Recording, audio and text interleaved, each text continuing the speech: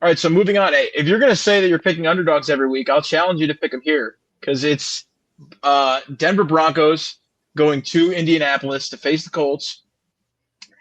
And the Colts were probably the biggest, if not the biggest, one of the biggest shockers of week one in terms of the way they came out. Absolutely dominated the Dolphins and were able to get that offense rolling with Danny Dimes and what he was able to do. But I think that has more to do with the Dolphins and how bad they were and how unprepared they were and just how dysfunctional they were across the board than it does with the Colts. Obviously, there's a positive, you know, takeaway for the Colts. You won big. I mean, and you won handedly. I don't think it's going to be that easy Oh, against the Broncos. I like the Broncos a lot in this game. The line's currently Broncos -2. I'll take that line. I think that the Broncos are. I still am not a believer in the Colts, and I think the Broncos probably are getting dinged a little bit for letting the Titans hang around like they did, for Bo Nix underperforming. I think this is a bounce back game for the Broncos, and I think they win and they cover. But I'm curious to see if anyone else has a differing opinion. Are you picking an upset in this game, Turtle?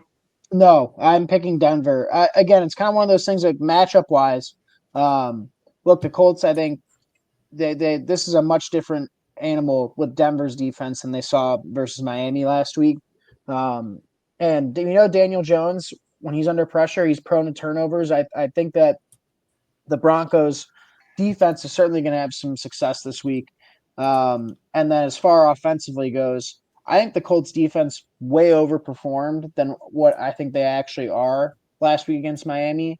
I think Miami just got into a bad game script because they went down so fast and became a predictable offense.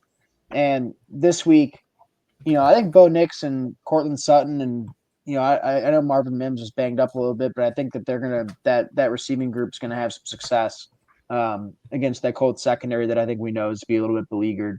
Um, so I'm with you, Pat. This will be probably the first or second time I don't fade you on this podcast. I like Denver -2. Yeah, I'm right there with you guys. It's down to one, and I mean I love it even more. No, I mean I like Denver. They got a really strong defensive performance, and I mean RJ Harvey played a great. Shout out RJ Harvey. Shout out Turtles dude RJ Harvey. 70 yards Yeah, last week. I mean they kind of were. I mean it was a great Sean Payton game where they were able to control tempo, wear down the Titans front, and then you throw it to your old reliables, which is Cortland Sutton, and they just had. The Titans just got held to 12 points, or I'm sorry, not the Titans. I'm sorry, my apologies. They just held the Titans to 12 points. Now I think you throw in what we saw from Daniel Jones last week. I mean, he had one throwing touchdown and one running touchdown, and one of those was like an 8-yard scramble. I don't think he looked anything special and anything that that the Broncos aren't going to be able to handle. And another thing, Daniel Jones was getting pressure back there.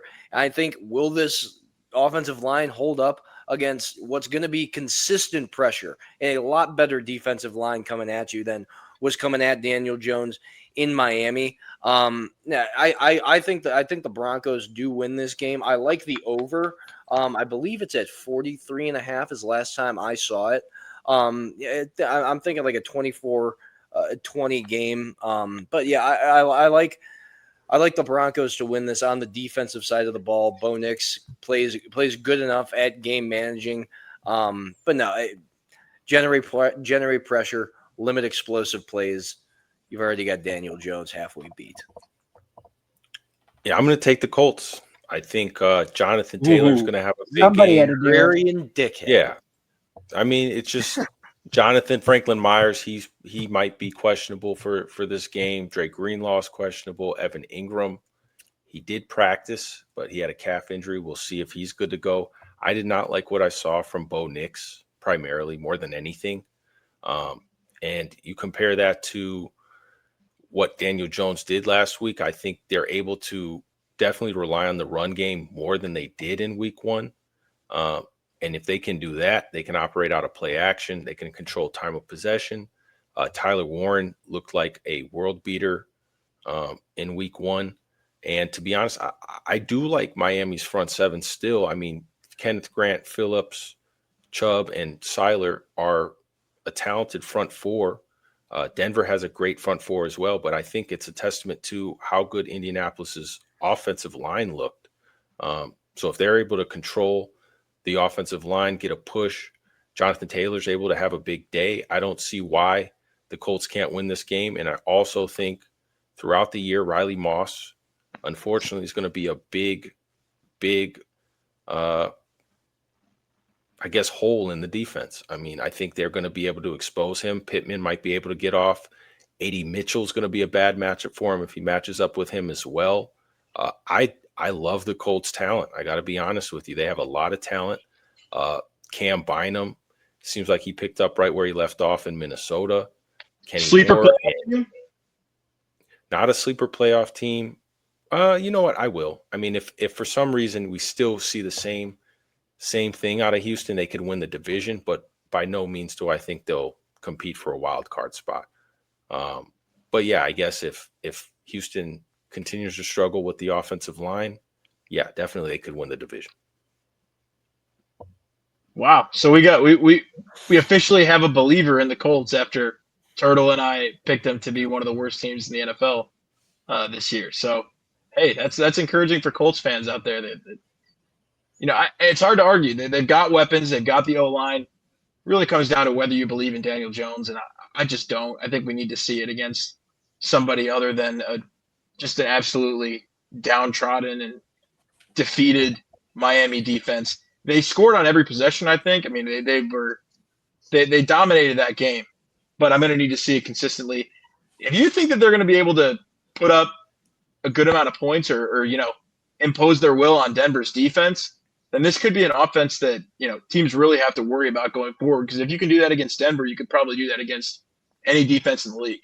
If their offensive line's that good. Shane Steichen looked, he looked good in terms of, what they were able to do defensively. So, give the reins to Daniel Jones and let the wild colt ride, I guess. We'll see. I still think if we go back to the principle of, I like Sean Payton and even Bo Nix that underperformed, I think that he'll be able to bounce back over Shane Steichen and Danny Dimes coming off. There's a lot of vets in that defensive secondary. Look out for an interception. Man. Bo Nix? Yeah. Okay. Bo Nix pick is the prediction for Christian here. So Jordan Love. Go ahead. Call back way to the start of the pod. Jordan Love is minus 110 to throw a pick. Just want to put that out there. Okay. Well, there you go. That's actually pretty good value. It reminded me. I agree. It's good value. Yeah. That's why I wanted to say it. I think I'm